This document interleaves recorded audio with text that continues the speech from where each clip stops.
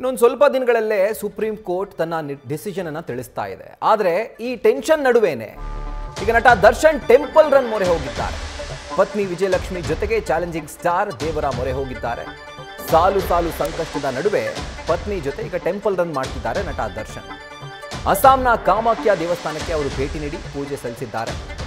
Supreme court ತೀರ್ಪಿನ ಕುತೂಹಲದ ಜೊತೆಗೆ ಈ ಕಡೆ ಅವರ ಸೋ ಕಾಲ್ಡ್ ಫ್ಯಾನ್ಸ್ ಏನು ಜಟಾಪಟಿ ನಡೆಸ್ತಾ ಇದ್ದಾರೆ ಸೋಷಿಯಲ್ ಮೀಡಿಯಾದಲ್ಲಿ, ಇದೆಲ್ಲ ಗೊಂದಲಗಳ ಮಧ್ಯೆ ಯಾವುದಕ್ಕೂ ಕೂಡ ತಲೆ ಕೆಡಿಸ್ಕೊಳ್ಳದೆ ಕಿವಿಗೊಡದೆ ದೇವರ ಮೊರೆ ಹೋಗಿದ್ದಾರೆ ಚಾಲೆಂಜಿಂಗ್ ಸ್ಟಾರ್ ದರ್ಶನ್.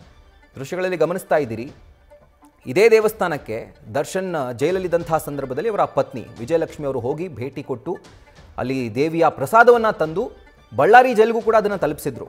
ಅದಾದ ನಂತರ ಅವರಿಗೆ ಬೇಲ್ ಸಿಕ್ಕಿತ್ತು. ಒಂದು ಶಕ್ತಿಪೀಠ ಅಂತ ಹೇಳ್ಬೋದು. ಇಡೀ ನಮ್ಮ ದೇಶದಲ್ಲೇ ಅತ್ಯಂತ ಶಕ್ತಿಶಾಲಿ ಪೀಠ ಅಂತಂದರೆ ಅದು ಒನ್ ಆಫ್ ದ ಶಕ್ತಿಶಾಲಿ ಪೀಠ ಅಂತಂದರೆ ಅದು ಅಸ್ಸಾಂನ ಕಾಮಾಖ್ಯ ದೇವಿಯ ಪೀಠ.